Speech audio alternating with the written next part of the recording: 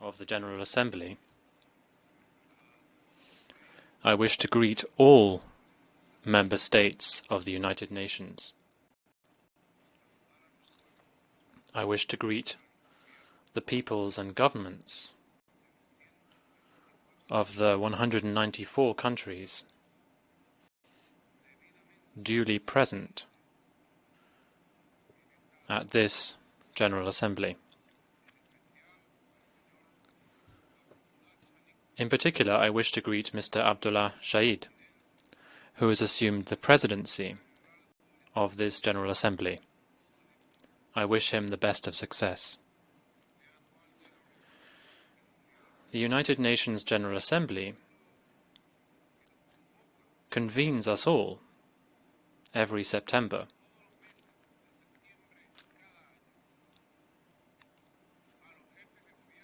Heads of government, heads of state, presidents, prime ministers, and the highest authorities,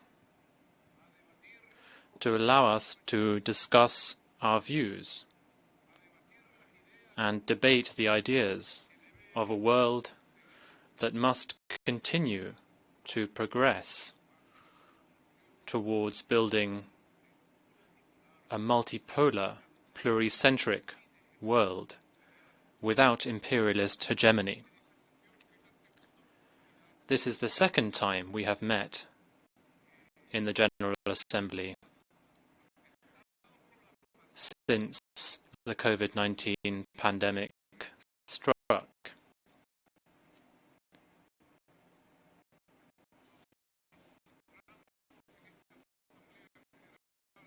We are addressing the General Assembly virtually from our respective countries and from official government offices.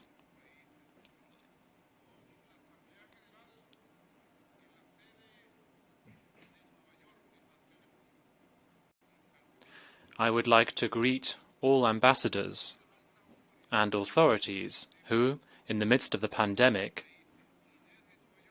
have shared their views, whether in person in New York or from their own countries, their positions about how we can build a new world of peace for humanity this century, a new world based on cooperation and dialogue, respecting the ideological, cultural, political, and religious diversity of people throughout the world.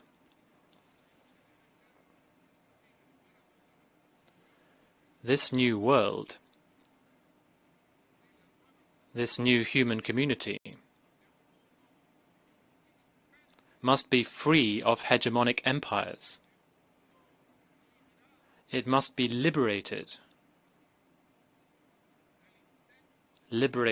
from any hegemons or any empires' attempts at economic, financial, military, or political domination, liberated from those who over centuries plundered, dominated, exploited, and oppressed people throughout the world with their old rapacious colonialism. They are those who are today attempting to impose new forms of colonialism on our people, new forms of domination, looting, oppression, and exploitation of people throughout the world.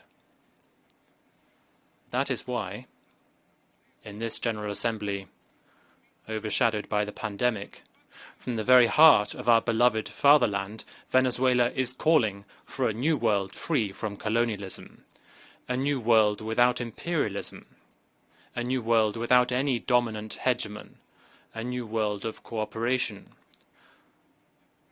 belonging to a human community with a shared destiny. It is a multipolar, pluricentric world for which we yearn, and for which we are issuing a rallying cry with all people of the world, with the peoples of the South, especially in the non-aligned movement doctrine, the SouthSouth doctrine, our vision, our commitment and certainty.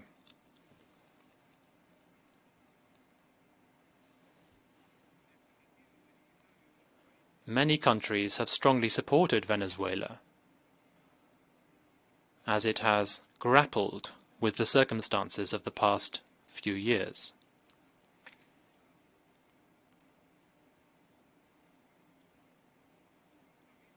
Dozens of countries represented here at the United Nations have provided support, cooperation and solidarity to our people.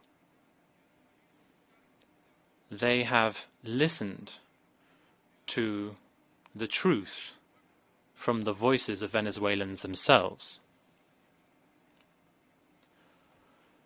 On many previous occasions at this General Assembly,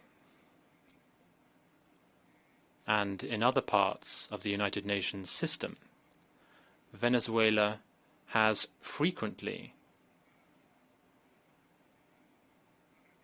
spoken out against the ferocious onslaught, the merciless campaign waged against our country by the elites that have governed the United States,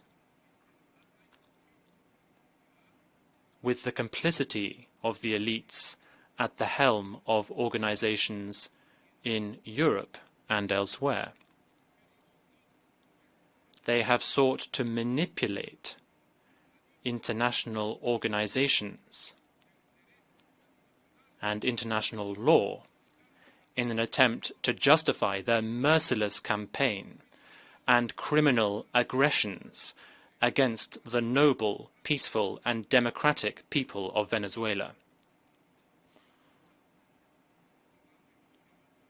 We have spoken out about this situation on many prior occasions and in many different organizations, and we are doing so again here today before the United Nations General Assembly in New York.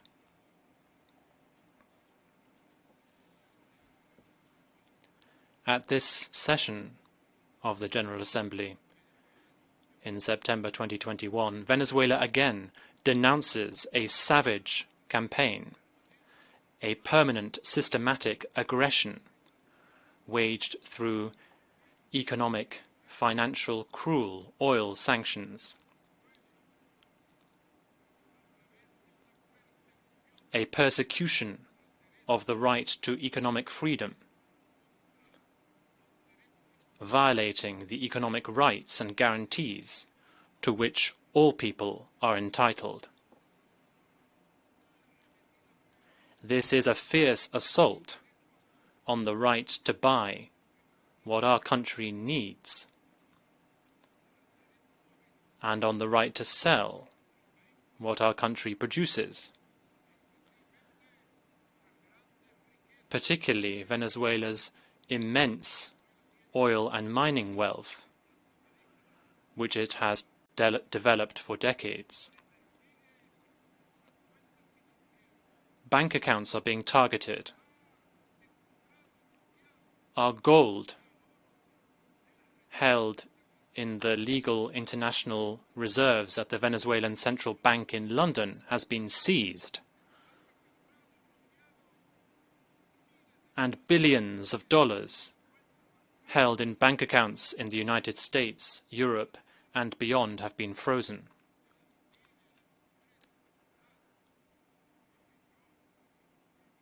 Venezuelan oil and mining companies are prevented from selling their products and opening bank accounts to pay and receive money and to trade freely, as is provided for under international law. This is financial, monetary, economic persecution, which is systematic, cruel, and criminal, and Venezuela is raising its voice here to denounce it before the people of the world. For years, we have faced threats. For years, we have faced aggressions.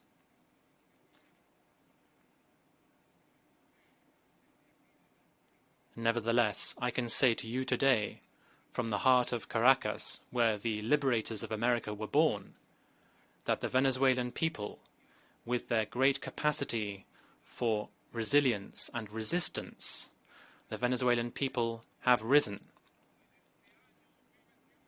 This year, 2021, is a particularly special year for Venezuela, as we are marking 200 years since the victory of the Battle of Carabobo, which was decisive in our country's independence.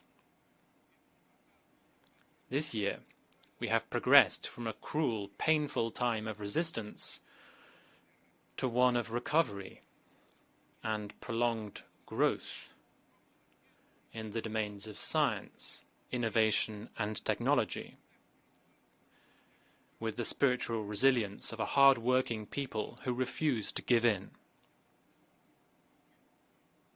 A free, rebellious people who have flourished in spite of the challenges of the past few years.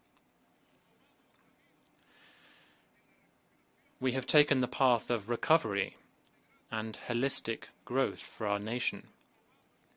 We have chosen to unleash our productive strengths, despite the hellish blockade, despite the criminal persecution and cruel torture of our nation's economic and social life. We can thus say to the people of the world, with bravery, with decisiveness, with intelligence and wisdom, yes, we can. We can stand up to these imperialist aggressions and prosper. That is why we once again call for, indeed demand, that all the criminal sanctions imposed on the Venezuelan economy and society by the United States and the European Union be lifted. Our demand is morally just, and we are making it on behalf of 30 million Venezuelan men and women. We are grateful for the support of many UN member states in helping us advance towards achieving this key goal of our country and our region. I would like to take this opportunity to underscore our support for and solidarity with the Republic of Cuba, the people of Cuba, whose demand that all elements of the economic and trade embargo be lifted have been supported by a majority vote at the UN on 27 occasions. Venezuela also speaks out in favor of justice and humanity for Cuba, a republic and a heroic people.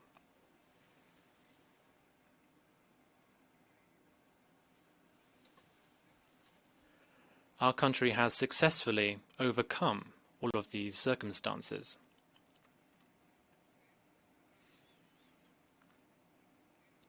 That is why we would like to convey to you all the United Nations Secretariat, the presidency of this annual General Assembly,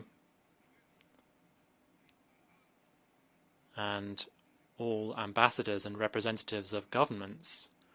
We would like to convey to you all the official results of the report of the UN Special Rapporteur on Sanctions, who visited Venezuela earlier this year for a period of 7 days. she drafted a very objective and reasonable report on the subject of these criminal sanctions, and recommended that they be immediately lifted,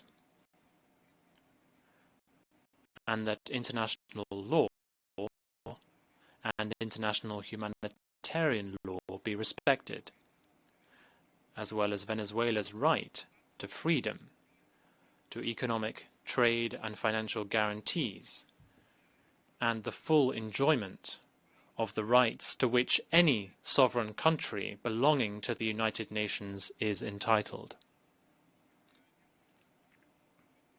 This year, 2021, has also seen Venezuela making remarkable progress in two crucial domains: in the inclusive dialogue for peace in our country, and in the holding of the 29th elections in the last 20 years. Elections that are to be held on the 21st of November this year, to elect all regional, municipal and local authorities through the popular vote, as our country's Bolivarian constitution provides for.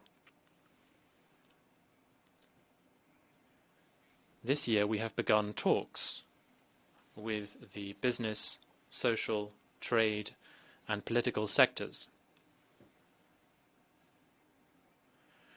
We have opted for dialogue, especially through national round-table talks on peace and sovereignty held in Mexico City, with the most recent round held on the 13th of August. These are very important talks. They aim to bring even the most extreme elements of the opposition back to the negotiating table and to the electoral process. Those radical sectors of the opposition who tried a coup d'etat in Venezuela, who facilitated a foreign invasion into our land, and who even planned to assassinate me. I can announce to the United Nations that we have achieved this goal. We have been able to bring these groups back to politics, to the Constitution, and to the electoral process.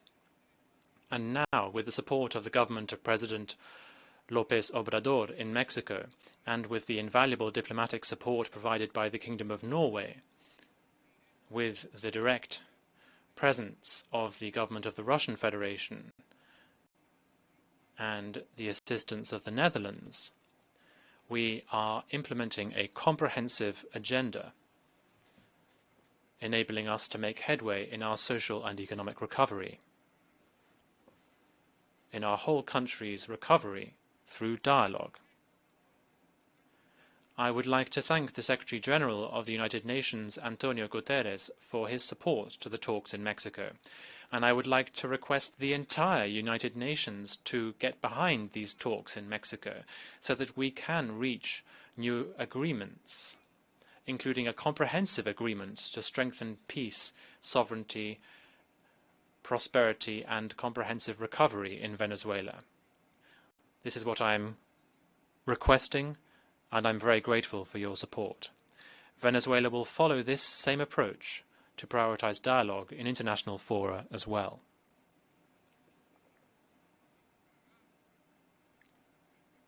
When it comes to the issue of climate change, as we have said frequently in the relevant bodies, we urgently require a practical and verifiable way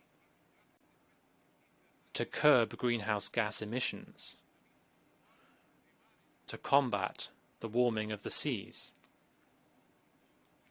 and to address all natural disasters resulting from climate change. We need verifiable and effective measures to prevent the environmental balance of the Earth from being knocked out of kilter. Recent years have shown us the dangers. We even saw widespread flooding here in New York, the host city of the United Nations. And we have also seen fires and floods in India, China, Spain, and Venezuela. We have seen major droughts in the south of South America. The Paraná River dried up completely, which has never been seen before. We must demand that the most powerful governments in the world undertake effective measures to reduce global warming, to curb greenhouse gas emissions, and to give people hope in the face of a truly worrying and tragic situation for many on this earth. Undoubtedly, it is the United Nations system. It is the path of multilateralism and international law that must be strengthened, as well as the sovereignty that people bravely exercise pursuant to international law. We need to build a new world that is already emerging in Africa, Asia, Latin America and the Caribbean, and the United States of America, a new world born again, to put an end to the old hegemonies, to put an end to some people's attempt to become the world's policemen and judges. This is the age of freedom, sovereignty, and independence. A new world needs a new United Nations organization, a new UN, so that we can all act in solidarity, and so that we can all take the necessary rightful steps towards a new community, the new world. This new world is what Venezuela is clamoring for. Thank you very much, representatives of governments and authorities of the United Nations. Thank you very much.